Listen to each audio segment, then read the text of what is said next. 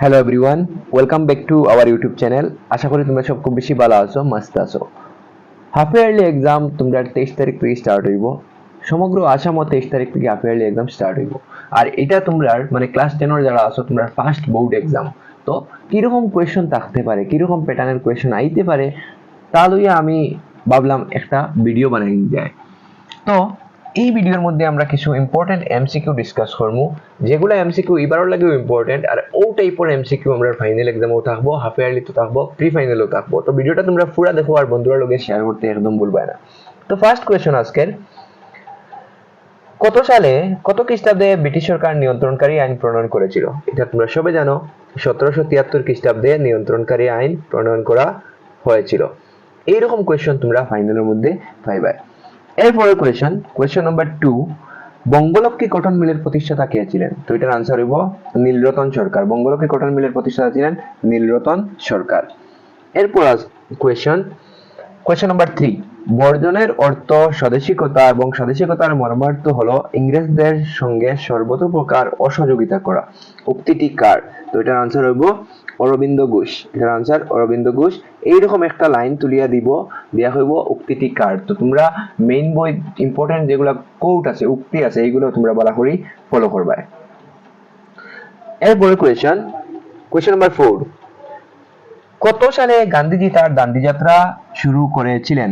তো এটার আনসার হইব 12 মার্চ 1930। 12 মার্চ 1930 মহাত্মা গান্ধী দান্ডি যাত্রা আরম্ভ করছিল। ওকে।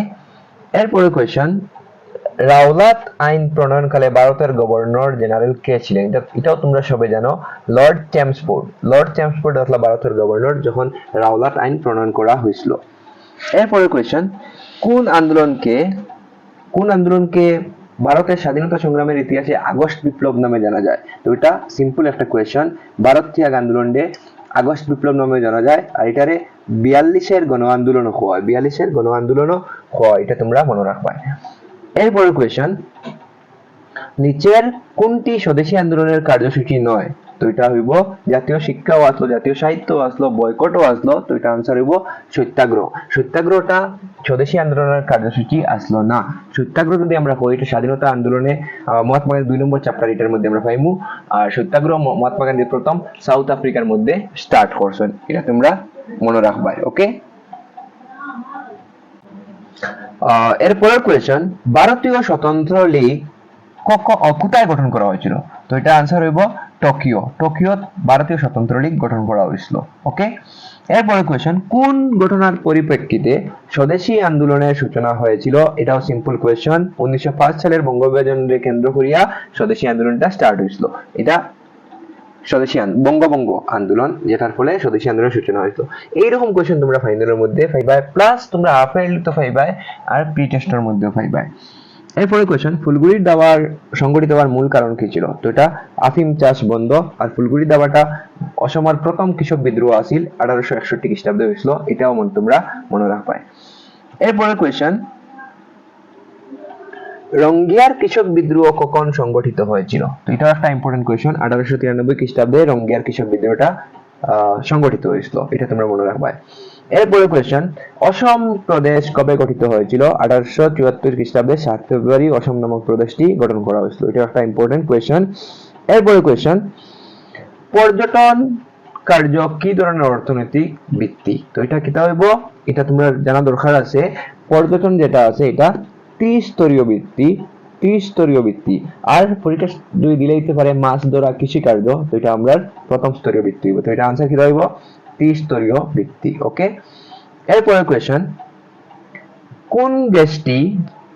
নিচের কোন গ্যাসটি বিশ্ব উষ্ণায়নের জন্য দায়ী নয়? তো এটা হইব ওজোন। ওকে। এরপরে বায়ুমণ্ডলের কতটা সৌরশক্তি শোষণ করে? তো এটা 19%, 19% বায়ুমণ্ডলে শোষণ করে। ওকে। এরপরে সম্পদ হতে গেলে কোন বস্তুর কার্যকারিতা এবং উপকারিতা এই দুটি গুণ থাকতে হবে? উক্তিটি কার? তো এটা জিমারমান। উক্তিটি জিমারমানের, যে সম্পদ হতে গেলে উপকারিতা আর কার্যকারিতা থাকতে হইব। ওকে। এরপরে পৃথিবীর স্থলভাগের কত শতাংশ ভূমি মরুকরণ প্রক্রিয়ার কবলে পড়েছে? তো এটা 35% কবলে পড়ছে। এরপরে কোয়েশ্চেন, নিচে দেওয়া কোন গ্যাসটি অ্যাসিড বৃষ্টির জন্য দায়ী? তো এটার আনসার হইব সালফার ডাই অক্সাইড। অ্যাসিড বৃষ্টির জন্য দায়ী সালফার ডাই অক্সাইড। এরপরে কোয়েশ্চেন, রাষ্ট্রসংঘের অন্তর্গত পরিবেশ সংরক্ষণ সংস্থা কোথায় স্থাপিত হয়েছে? মানে আইইউসিএনটা কোন জায়গায় স্থাপিত হয়েছিল? তো এটার আনসার ফ্রান্স হয়েছিল। আইইউসিএনটা কোথায় স্থাপিত হয়েছিল পরীক্ষা যদি কোয়েশ্চেন হয়, তো এটা ফ্রান্স হয়েছিল। আর ডেটটাও ইম্পর্টেন্ট, এটা 1948 হয়েছিল। 1948 এটা এস্টাবলিশড হয়েছিল, গঠিত হয়েছিল বা স্থাপিত হয়েছিল। এরপরে কোয়েশ্চেন, কোন সালে সমাজবাদী ধর্মনিরপেক্ষ ঐক্য এই তিনটি শব্দ ভারতের সংবিধানের প্রস্তাবনায় সংযোজন করা হয়েছিল? তো এটা 42তম সংবিধান সংশোধনী। 42তম সংবিধান সংশোধনী করা হয়েছিল, এড করা হয়েছিল। আর এটা হয়েছিল ডিসেম্বর 1976। ডিসেম্বর 1976 এই তিনটা ওয়ার্ড সংযুক্ত করা হয়েছিল। এরপর কার তৎপরতায় সংবিধান সভা গঠিত হয়েছিল? তো এটা একটা সিম্পল কোয়েশ্চেন। তো এটা ক্যাবিনেট মিশন। ক্যাবিনেট মিশনের তৎপরতায় সংবিধান সভা গঠন করা হয়েছিল। আর এটা ডেট ইয়ারটা মনে রাখবা, 1946 ক্যাবিনেট মিশন ভারত প্রেরণ করা হয়েছিল।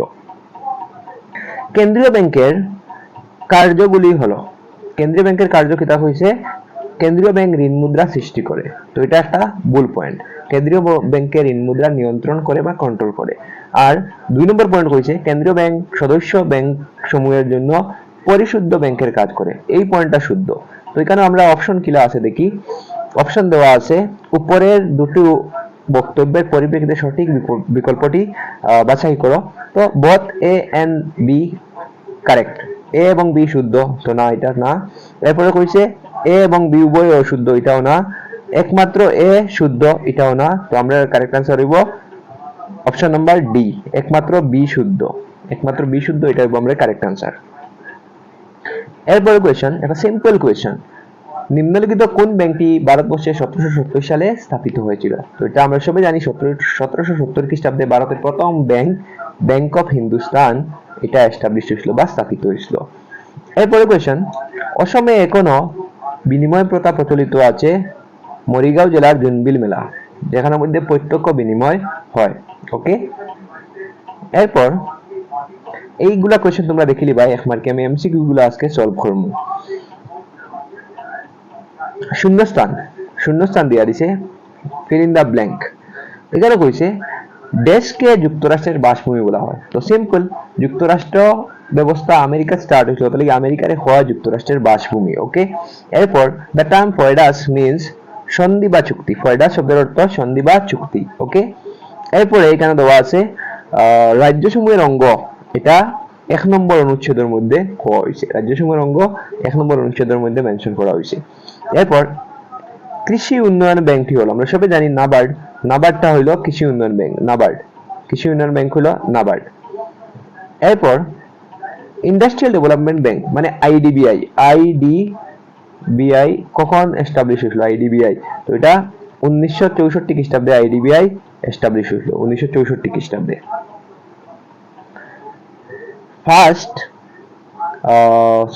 বঙ্গভঙ্গের প্রতিবাদ স্বরূপ ব্রিটিশ সরকারকে নাইটহুড উপাধি ফিরিয়ে দেওয়া প্রথম নেতা ছিলেন গোপাল কৃষ্ণ গোখলে। আর জালিয়ানওয়ালাবাগের লাগি যদি হয় খেপ রিটার্ন করে দিছিলা, তো এটা রবীন্দ্রনাথ ঠাকুর হইব। মানবসৃষ্ট সম্পদ কোনটি? নিচের কোনটি মানবসৃষ্ট সম্পদ? তো খনিজ তেল, এটা মানবসৃষ্ট সম্পদ নয়। অরণ্য, এটাও নয়। তো জলসিঞ্চন নালা, এটা হইব মানবসৃষ্ট সম্পদ, মানুষে তৈরি করতে পারে জলসিঞ্চন নালা। এরপর নিচে দেওয়া বাক্যগুলো শুদ্ধ না অশুদ্ধ লেখো। বায়ুমণ্ডলে নাইট্রোজেনের পরিমাণ 20.94%, এটা ভুল। বায়ুমণ্ডলে নাইট্রোজেনের পরিমাণ 78%। এরপর অর্থনৈতিক ভূগোলের পিতৃস্বরূপ জর্জ চিসুম, এটা শুদ্ধ। এরপর 1910 সালের মার্চ মাসে মুসলিম লীগের কার্যালয় লখনৌতে স্থানান্তরিত করা হয়েছিল, এটাও শুদ্ধ। এরপর স্লেভারি সিস্টেম, দাসপ্রথার বিলুপ্তি করা হয়েছিল 1834 খ্রিস্টাব্দে, এটা ভুল। এটা 1843 খ্রিস্টাব্দে করা হয়েছিল, 1843 খ্রিস্টাব্দে, এটা তোমরা মনে রাখবা। এরপর ভারতের সংবিধান সভার প্রথম অধিবেশন অনুষ্ঠিত হয়েছিল 1947 সালের 9 ডিসেম্বর, এটাও শুদ্ধ। আর ওশেনিয়া পৃথিবীর সবচেয়ে ক্ষুদ্রতম মহাদেশ, এটাও শুদ্ধ। এরপর মনিরাম দেওয়ান যোরহাটে আসামের চা বাগান স্থাপন করেছিলেন, এটাও আমরা কারেক্ট আনসার হইব। তো আমরা আজকে ডিসকাস করলাম প্রায় 30টার মতো এমসিকিউ। এইরকম এমসিকিউ বা শর্ট কোয়েশ্চেন তোমরা পরীক্ষার মধ্যে পাইবা। মেইনলি যদি আমি কই হাফ ইয়ারলির মধ্যে এরকম কোয়েশ্চেন থাকবো, প্রি টেস্টেও ওরকম থাকবো, কিন্তু আমরা ফাইনালের লাগে আরো ডিপলি আমরা কনসেপ্ট গেদার করতে লাগবো, জমাইতে লাগবো, কিছু ঘুরাইয়া কোয়েশ্চেন থাকতে পারে।